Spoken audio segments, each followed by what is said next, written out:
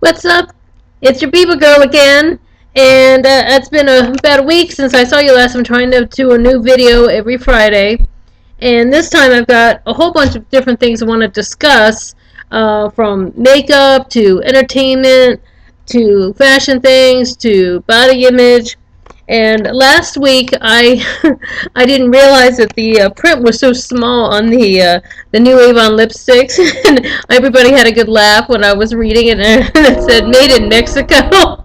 And so anyway, I went through them and I labeled them so that I knew which was which, and I also made a little color swatch on my arm here. I don't sell it, but Avon's very affordable, and it does give you, they do follow the trends for makeup, and these are the 5 matte, they're new matte lipsticks, and these are the colors that I bought.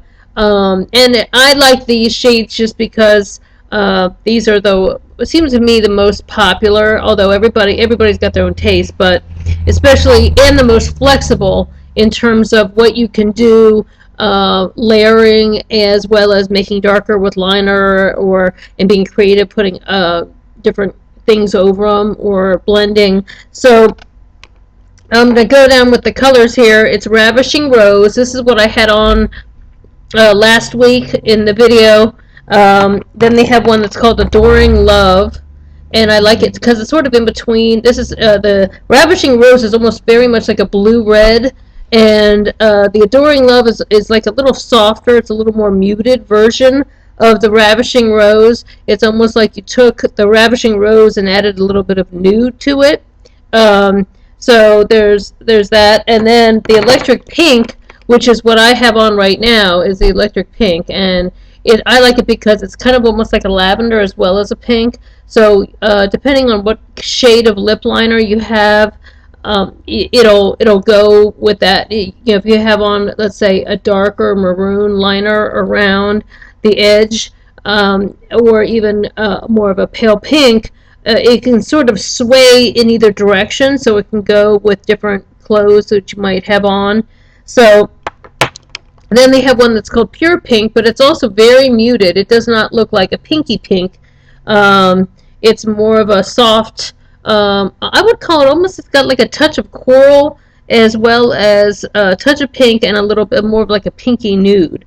And then they have their, what they call Perfectly Nude, which is a very pale nude. But what I like about that is you can actually put it on top of another shade, and it actually kind of you can make your lips look fuller that way. So that's what I was actually going to talk about last week, but because I I couldn't see the colors. So that's what that is, and that's what I've been having fun with right now, in terms of the lip shades. And since I have a lot of spring events coming up where I'm doing people's makeup, and people are really wanting the new colors, and so having a lot of fun with those. So check them out.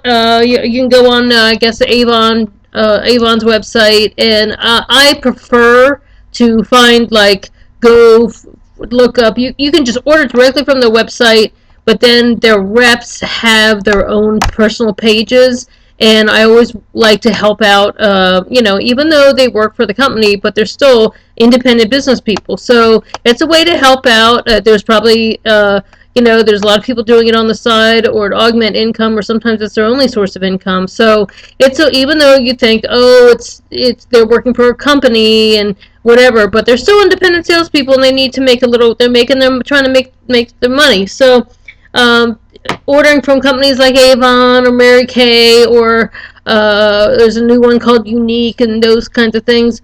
A lot of people, it takes them a long time to earn a whole lot of money. So any way you can help them out, it's a nice thing to do. And as well as you can get some, like each one of these, I'd say these are on sale, probably around $4 or $5 a piece. And sometimes you order them if they have a special deal. If you get quite a few at once, or like two for a certain price, or then they have other deals where the low one price is for each one is pretty reasonable. Sometimes you get a deal like that. I wait till things go on sale. I have certain things I like, and then I wait and I kind of keep up, and I visit the websites, and I can keep up and order what I like when they're on sale. So let's say they're concealers. Concealers might sometimes go up to $7.99, $8.99, but then later on that might be on sale for $3 or $4.99. So I don't usually do everything at once, or same thing with the fragrances or whatever, that kind of thing. So you can get really high fashion looks. I would say the good thing about them is you can go like this, and they definitely do. They pass the test. They do stay on. They do. They don't. There's a little smearing, but overall. So I have worn the darker ones, the Ravishing Rose, as well as the Adoring Love colors when I was out to lunch having a salad.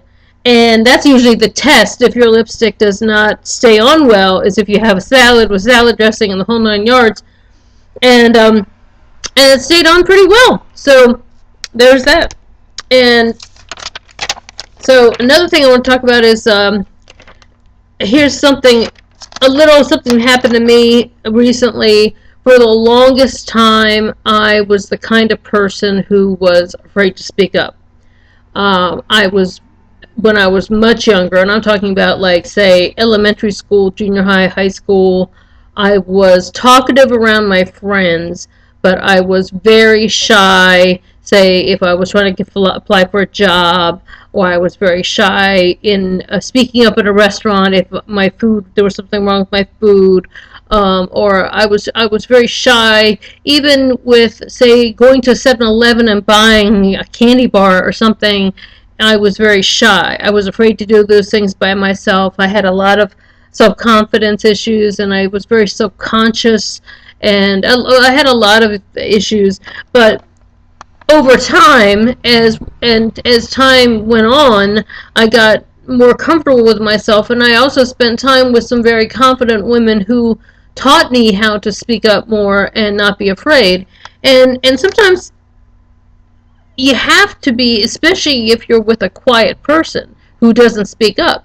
So sometimes you can be in a situation, like I was recently in a situation where we're meeting some people at a restaurant, and the person I was with is very much on the quiet side, and the people who we didn't know that the people who we were waiting for were already there, and they didn't text us or anything to say, hey, we're here, just let you know we're here.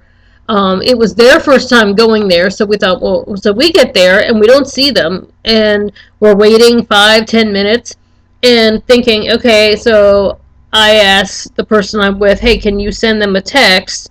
Because I couldn't get to my phone that easy. I had a new purse and I couldn't get to my phone that easy. So I said, why don't you send them a text and say, hey, we're here. If you're lost or something, we can, help you out, or we're here, just to let you know we're here. And more time went on and they still weren't there. And so finally I said to the people, and then we're waiting, and they didn't speak up or anything, so I said, I'm going to ask the people at the front desk. I finally said, we're with this party, and maybe we should be seated so we're not standing here in the way, but waiting until they get here. And they said, oh, well, they got here a little while ago, and they had moved them all the way to the other side of the restaurant, and they were waiting for us. Now, they should have texted us to let us know that they were there, but whatever. But they hadn't even heard, for whatever reason, their phone wasn't on, or they hadn't, or I don't know why they didn't. So we finally get over there and said, hey, we've been in there waiting for you for 15 minutes, what's the, and I'm so glad this is where you were, because we've been in there waiting for you. We didn't even, I couldn't see where they were, but they were in the section of the restaurant you couldn't see from the main lobby area. So if I hadn't have spoken up, probably they would still be standing there, or we'd be thinking, where are they, or something would have happened eventually. But and I think if that was a moment where before I would have been the person not speaking up. Well, sometimes because I'm now I'm often with quieter people, I have to be the one to speak up. and I'm not afraid to speak up anymore, and I'm also not worried that they're going to think I'm being a pain. That was always a thing. You think if I speak up, the other people are going to think I'm being a pain, or I'm being an annoying customer for speaking up, or asking this question. And the other thing is that you don't want to be seen as like, oh, they're going to think I'm stupid for asking this question. So not only are you worried that they're going to think you're a pain, but you're worried that they might think you're stupid for asking the question. And then for whatever it is, and then sometimes you might think, oh, well, I don't even know how my voice is going to sound when it comes out of my mouth when I'm asking the question. There were times where I was so self-conscious about what I sounded like even, or that I wasn't even going to phrase things the right way to even ask the question. So then it was another thing that I thought I wasn't going to sound or look right to the other person. But then I thought, it took me a long time to say that I can't worry what that person thinks all the time, and I can't worry about looking stupid to them, or if I'm going to be perceived as a pain to that other person, or if I'm going to not come off as not having it all together. I just have to take care of my situation, which is, are our friends there at the other, our friends here at the restaurant, or can we just sit down while we're waiting at the restaurant? Even a simple problem like that, I used to build up in my head to have so much anxiety about. And finally, it took spending more time with people, especially women who were confident, who said, screw what they think. Ask the question you need to ask, and find out what you need to find out, because you're the only one who knows what your situation needs.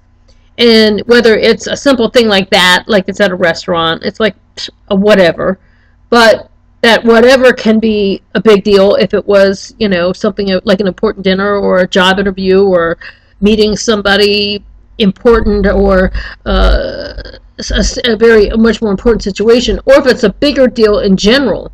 Don't be afraid to ask questions.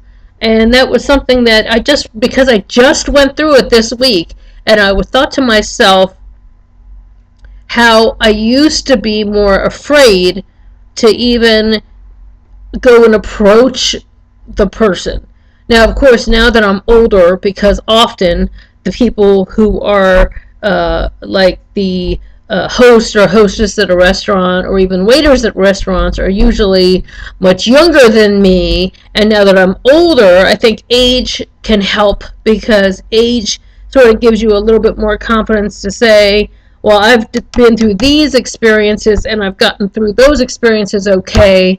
I've gotten more confidence from those experiences, so that I'm not so worried what somebody that's so much younger than me, what they're going to think if I'm asking this question. I have to take care of my own situation. So don't be afraid to speak up. That's something that it's something. There are those kinds of situations that, especially now, I've still got this Invisalign, and I'm going to be wearing it for a year. And so, not that I finally get over being self-conscious about what I sounded like before, and now I've got this, I'm wearing this thing for a year that makes me have a little bit of a speech impediment. So I have even more sympathy. Now, for one thing, I have sympathy for people with speech impediments now, and but I also I can't worry so much. I have to be able to get things done in my life. So very often speaking up is important. So anyway, that's a little confidence tip, because you just never know when speaking up is, of course there's time and a place for everything, but if it's a situation where you have to speak up to get things done or to assert yourself, don't be afraid. And don't be too shy to ask the question. And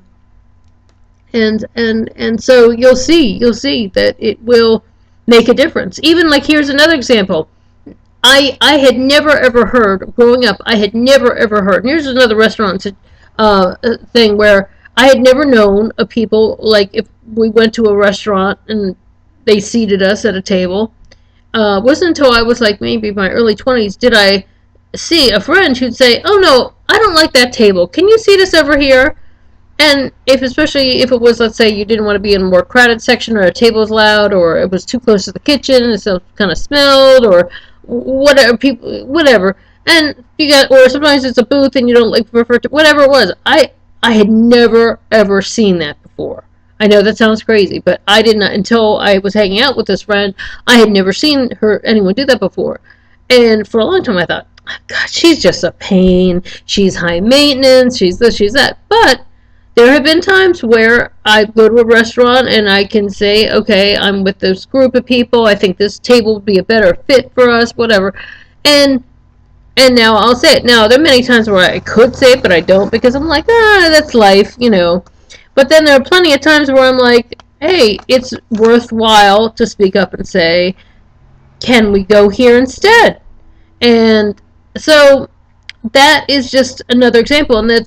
And once you kind of learn to be more comfortable in being assertive, it helps you stand up for yourself in ways that you didn't realize, and it also helps you to do it in a nice way. You don't have to be bitchy about it, but do it in a nice way so that it's just part of a flow, and they were like, oh, okay, no problem, and then they don't see you as being a pain in the butt or high maintenance or whatever. They're just saying, oh, okay, I'm pleasing. Their job is to please the customer. So it started to help me out in other ways, so that when I was in job situations or situations where I needed to be more assertive, in career-wise or even personally, things, setting limits with people or being able to get my point across better in a more professional manner, I was able to do it because I had more confidence in myself to be able to do that. So anyway, and I have got a lot of friends right now who are going through personal things.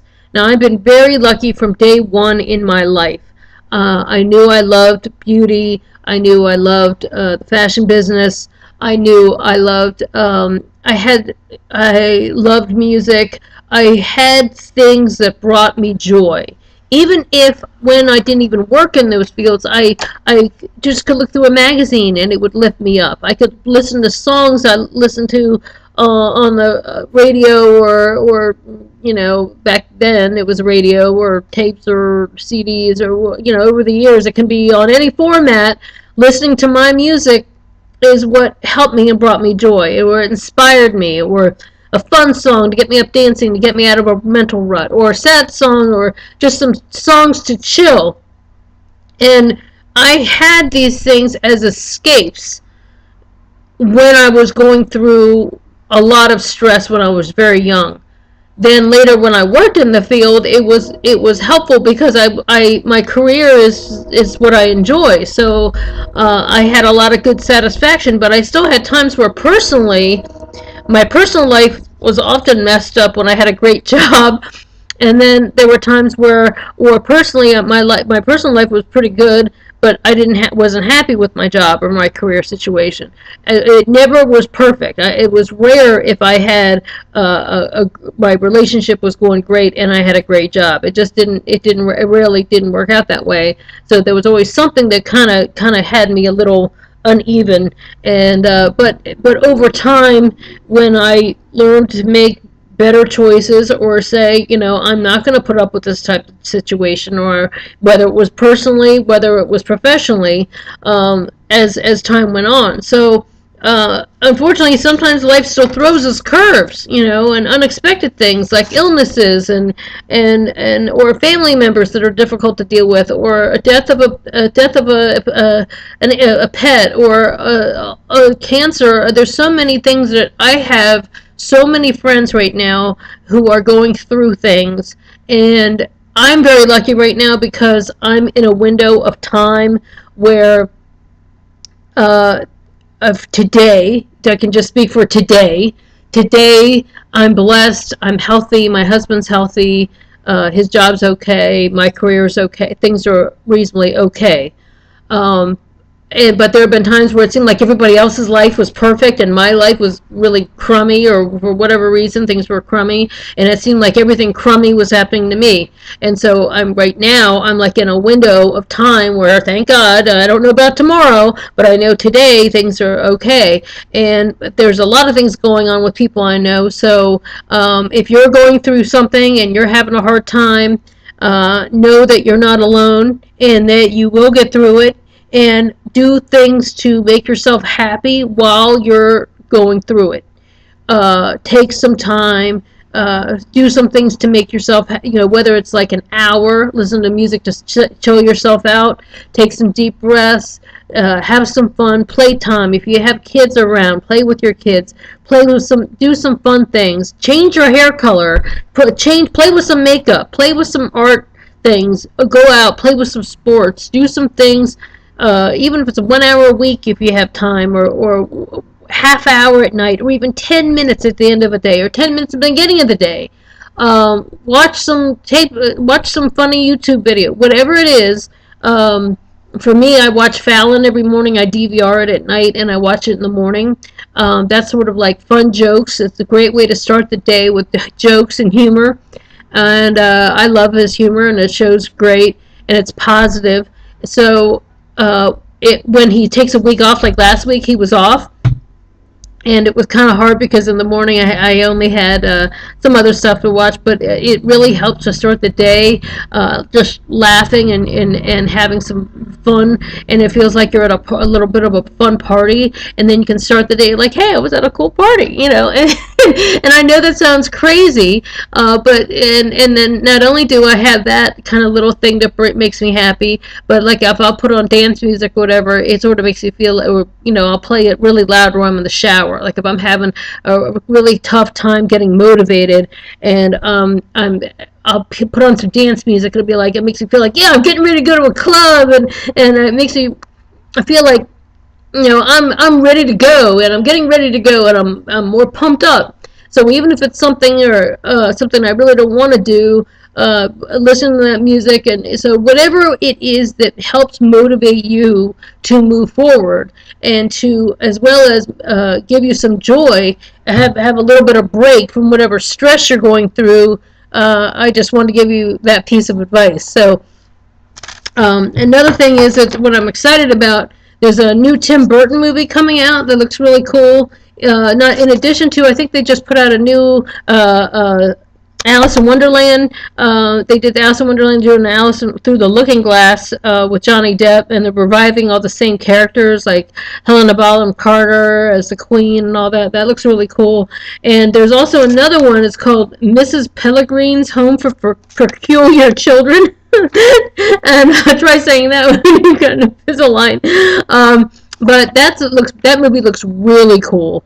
It looks like very wild and weird, and a lot of special effects and a lot of bizarreness. But I really love it when they show, when they aim things towards kids who might feel different.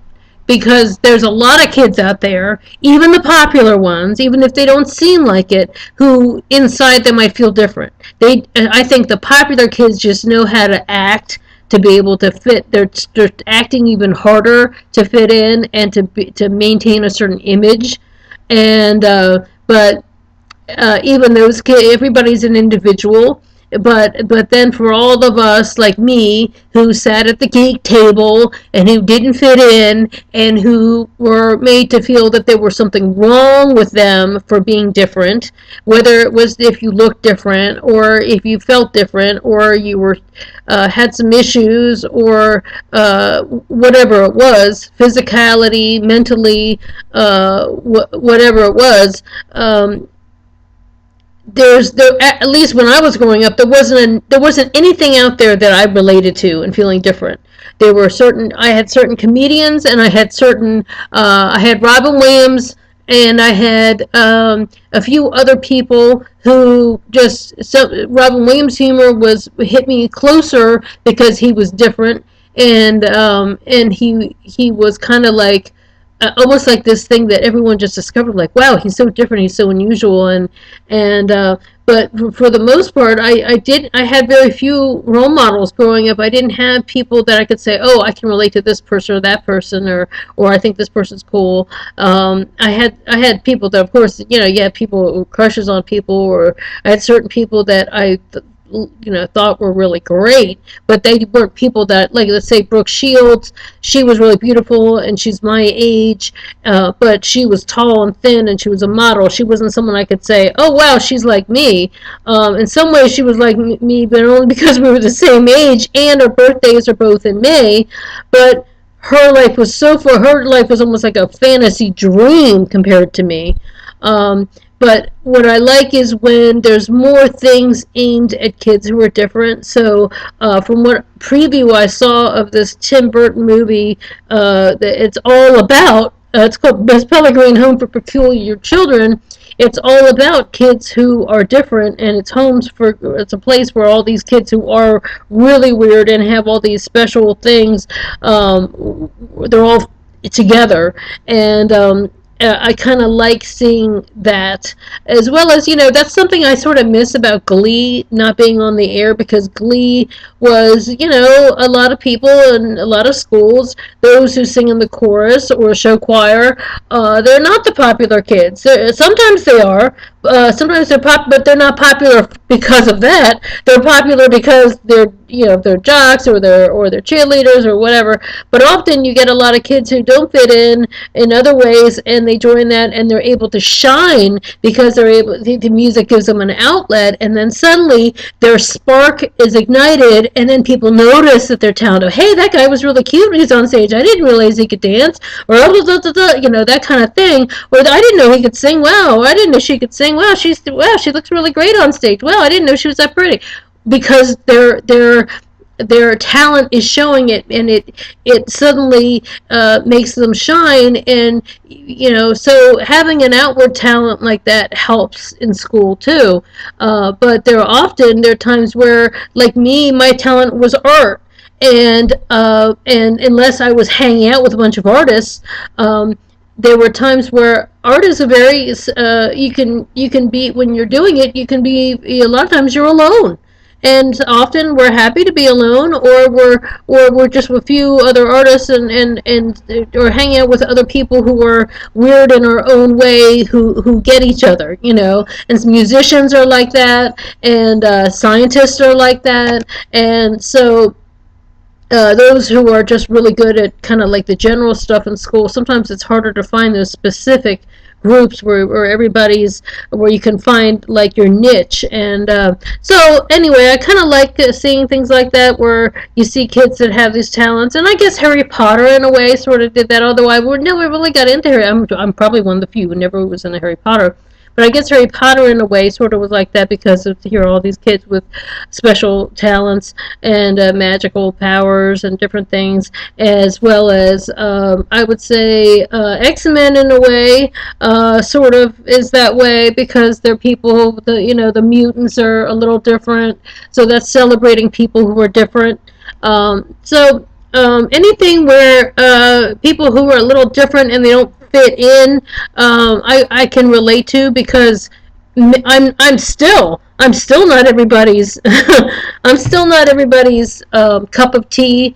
I'm still not, and if you know me in person, if I have a very select, unusual group of friends, and sometimes I can be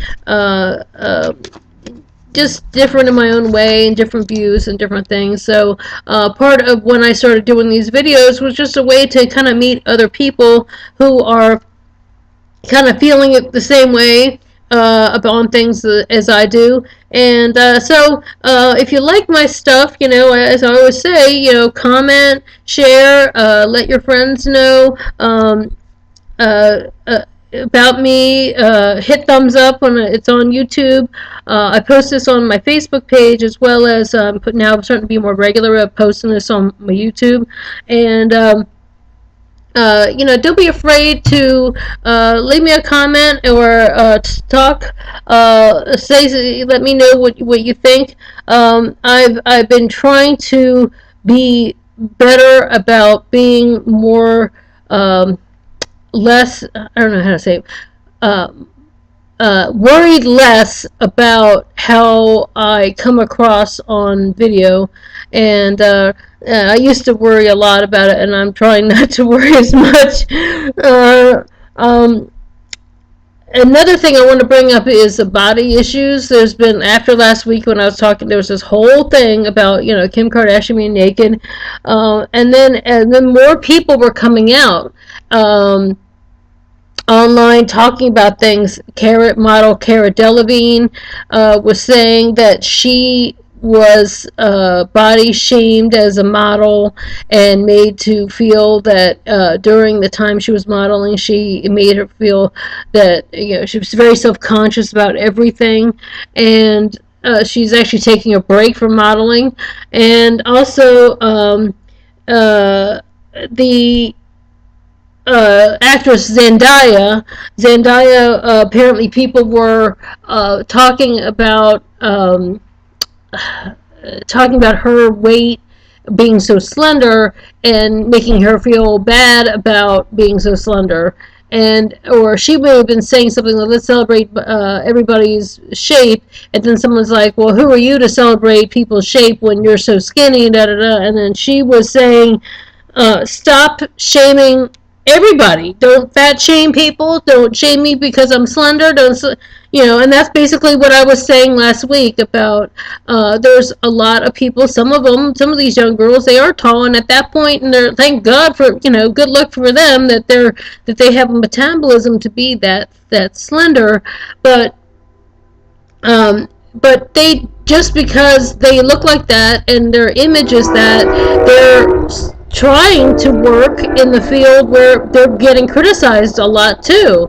So sometimes they're not hired unless they lose 5 more pounds. And the important thing is that some of these young girls are now coming out and being honest about what they're having to deal with. And so I'm sorry about the thing here with the cam, but I don't know why that is, and if you know why, please let me know. But anyway, so Zendaya was saying this about saying, stop condemning those of us who are thin. Maybe they are eating cheeseburgers every day. Maybe they're having shit milkshakes. Maybe they're doing everything they possibly can and they're still slender. Or maybe they know that they're trying to get work in an industry that is only hiring 99% of people who are that thin. So I agree with them. Is that is an issue that we as women and as people in general, we should stop condemning these. There was a weather person who was on the news a while back who was people were writing and saying how fat she was, and she looked like every. Now I don't know what people look like in your family, but she looked like she could have been anybody's mom or anybody's sister or anybody's cousin or anybody's aunt in any family. And so if you have people in your family that look like somebody that you see on TV as fat, and you think that person is fat, even if they're obviously in a normal range to be on TV in the first place, think of how you would feel if your aunt came home crying saying that someone said that she was fat. Well, you wouldn't like that either. So why are you being the one to write online or tweet or write on a thread that calling somebody fat? It's a terrible thing. You wouldn't want that to happen to your sister. You wouldn't want that to happen to your daughter. You wouldn't want it to happen to you. And so I think that there's a lot of people with a lot of, either they hate themselves or they hate their own body, or they feel self-conscious in their own body, or they have a very tough criteria of judgment of how they judge people in general.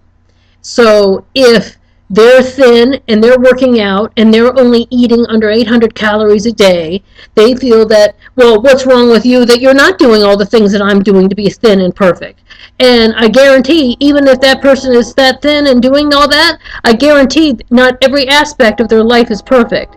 So one thing that's very important to keep in mind is we shouldn't throw stones, because everybody has something going on in their life and nobody's perfect, and I think we should do more to build each other up. And gotta excuse the trains here. I live right by a train station, and this is the time of year that they run every 5 to 10 minutes, so bear with me. So anyway, I think we should build each other up. And that's pretty much it. Oh, the other thing was The Bachelor. That guy, Ben, chose Lauren. And one thing I noticed is that on that show, and it really annoys me, I watch it every time, and I watch The Bachelorette, and it's almost like I have a love-hate relationship with the show. On one hand, it's fun to watch, because it's fun to see what the girls have on, or how they wear their hair. It's fun to see if the guys are cute. But the one thing that bothers me, well, two things, they never show them having real date small talk. They never find out. You never see them asking, hey, what's your favorite band? Or, hey, what is your philosophy on life? Or what did you study in college? Or if they had studied the same thing, oh, well, you studied history, I studied history. What's your favorite period in history? They never show them having any kind of intellectual conversation. It's always, I'm looking for love. Oh, he wants love. Does he love me? Do I love him? Oh, what am I going to tell him I love him? Oh, I'm dying to tell him, but I don't know if it's right. It's always the same thing. And I really wish that, and it makes, for one thing, it makes everybody on that show, it makes them look less intellectual, even if they could have college degrees or master's degrees and be, now some people, they only say, there was those twins that they only said their occupation was a twin, and it maybe even if they were in a show, I don't know if those twins were in a show in Las Vegas, but at least say they're performers. Don't just give their occupation is twin. I mean, come on. That's another thing about the show that really has to change, is they really need to say, even if the contestants work in retail, it'll just say, a retail employee. Something to make it look that like they're doing something with their lives. So that's something that I really think needs to change. But I really feel like Ben and Lauren are both two people who are what I would call pleasers. He's trying to please her, she's trying to please him.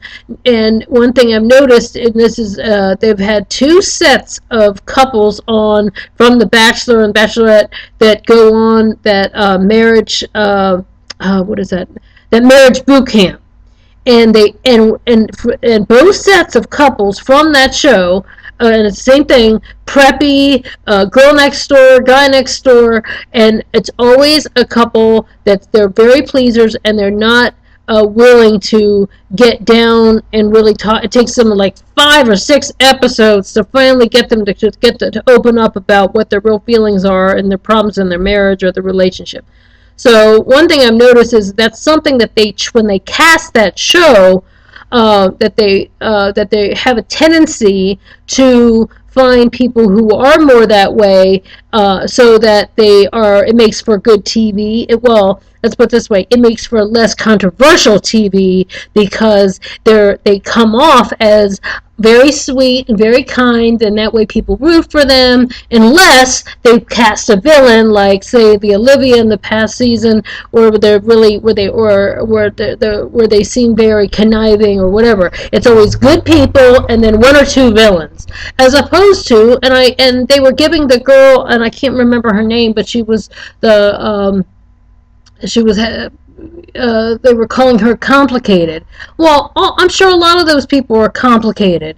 Why were they making her seem like she was the only one that was complicated? And that was something that seemed very, very odd to me, and I felt like that was something that they shouldn't have made her feel like, because she was the only one. They've had other girls on there, or other people that have had complicated family situations and different things. Maybe not quite as I won't say complicated, but as tough of a story as backstory as she had.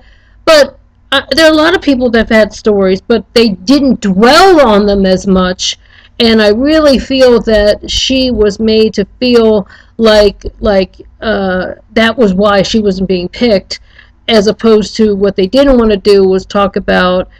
She was like one of the first women of color to have made it that far, and was he going to pick her, was he not going to pick her, and they've never had a thing where it was a biracial relationship, and it was, I think it was just a way to not deal with that issue. And so I that was another thing that really bothered me about the show, was they kind of made her end up using that aspect of her background and her situation as way to that she, of course she's not going to be picked because her background's too complicated, and as opposed to everybody has a story, everybody has a situation. Now there's this Jade, I think that's Jade, I think it's her name, who came out to say that she'd had a rape in high school, and she just pushed it down and didn't even tell her husband until a few months ago, and they got married on the Bachelor in Paradise. And kudos to her for coming, shout out to her, and kudos to her for coming out and saying that Lady Gaga's song, It Can Happen to You, inspired her to speak up about it. So she obviously had a backstory. I'm sure many contestants on those shows have backstory, and I'm sure if you delve deep enough with each person, each girl and young woman in their 20s, and each man in their 20s or 30s that's on those shows, each one of those people has a not so perfect story, whether it's a family situation or something that happened in college or high school, or even if it's overcoming learning disability, or overcoming physical disability, or overcoming something. Everybody's got a story. And I think that show wants to paint this perfect picture of everybody, and I really don't. I think that's a mistake, because I think they think that it makes people be like, oh, this person's so pretty, or oh, they're so this, or it kind of gives them this fantasy everybody's perfect.